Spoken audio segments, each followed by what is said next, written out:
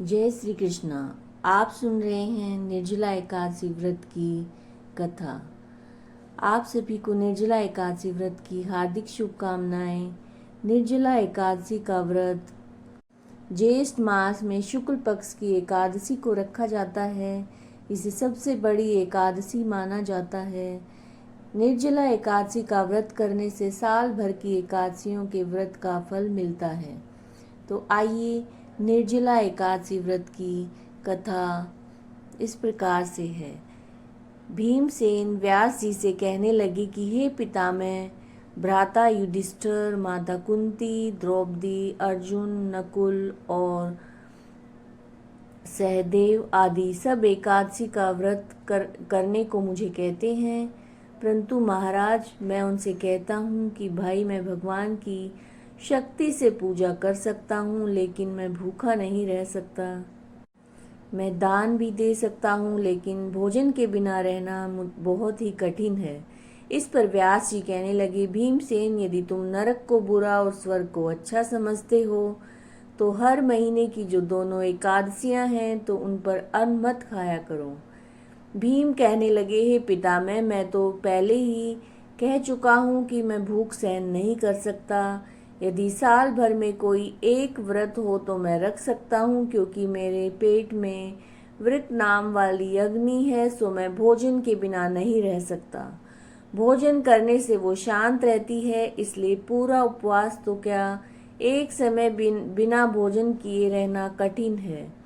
आप मुझे कोई ऐसा व्रत बताइए जो वर्ष भर में केवल एक बार करना पड़े और मुझे स्वर्ग की प्राप्ति हो जाए। व्यास जी कहने लगे, हे पुत्र, बड़े बड़े ऋषियों ने बहुत शास्त्र आदि बनाए हैं, जिनसे बिना धन के थोड़े परिश्रम से स्वर्ग की प्राप्ति हो सकती है। इसी प्रकार शास्त्रों में दोनों पक्षों की एकादशी का व्रत मुक्ति के लिए रखा जाता है। व्यास जी के वचन सुनकर भीमसेन नरक में जाने के नाम से भयभीत हो गए और कांप कर कहने लगे, अब मैं क्या करूं? मास में 2 व्रत तो मैं कर नहीं सकता। हाँ, वर्ष में अगर एक व्रत करने का प्रयत्न मैं जरूर कर सकता हूँ। इसलिए साल भर में एक दिन व्रत करने से यदि मेरी मुक्ति हो जाए तो ऐसा कोई व्रत मुझे आप बताइए। ये सुनकर व्यास जी कहने लगे, वृषभ और मिथुन की संक्रांति के बीच ज्येष्ठ मास में शुक्ल पक्ष की जो एकादशी आती है उसका नाम निर्जला है। तुम उस एकादशी का व्रत करो।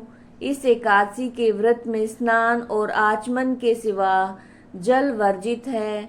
आचमन में 6 मासे से अधिक जल नहीं होना चाहिए, अन्यथा वो मद्यपान के समान हो जाता है।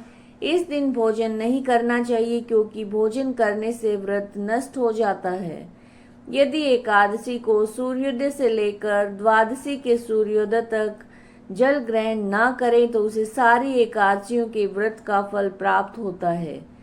द्वादशी को सूर्योदय से पहले उठकर स्नान आदि करके ब्राह्मणों को दान आदि देना चाहिए। इसके बाद भूखे और सत्य पात्र ब्राह्मण को भोजन करवाकर फिर आप भोजन करना चाहिए।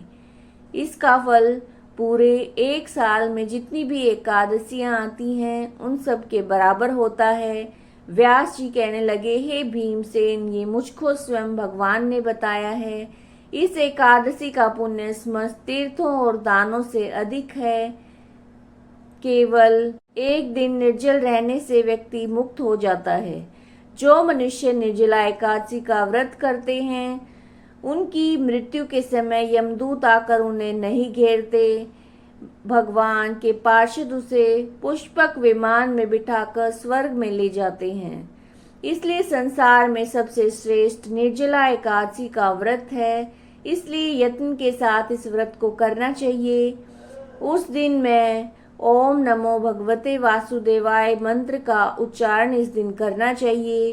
गो का दान करना चाहिए। इस प्रकार व्यास जी के कहे अनुसार भीमसेन ने इस व्रत को किया।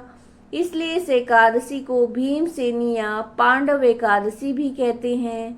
निर्जला व्रत करने से पहले भगवान से प्रार्थना करें कि हे भगवान, आज मैं निर्जला व्रत करता हूँ, दूसरे दिन भोजन करूंगा। मैं इस व्रत को श्रद्धा के साथ करूंगा। आपकी कृपा से मेरे सारे पाप नष्ट हो जाएं। इस दिन जल से भरा हुआ एक घड़ा वस्त्र से ढककर स्वर्ण सहित दान करना चाहिए। जो मनुष्य इस व्रत को करते हैं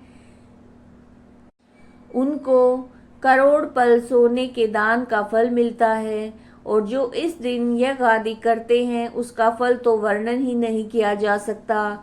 इस एकादशी के व्रत से मनुष्य विष्णु लोक को प्राप्त होता है। जो मनुष्य इस दिन अन्न खाते हैं वो चंडाल के समान है और नरक में जाते हैं।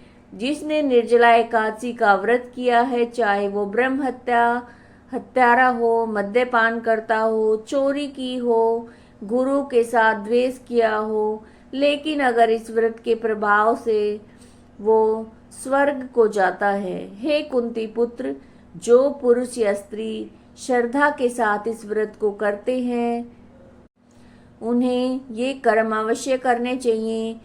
प्रथम तो भगवान का पूजन, फिर गोदान, ब्राह्मणों को मिष्ठान और दक्षिणा देनी चाहिए। जल से भरे हुए कलश का दान अवश्य करना चाहिए। निर्जला के दिन अन्न, वस्त्र, जूती आदि का दान करना चाहिए। मनुष्य भक्ति पूर्वक इस कथा को पढ़ते और सुनते हैं उनको निश्चय ही स्वर्ग लोक की प्राप्ति होती है।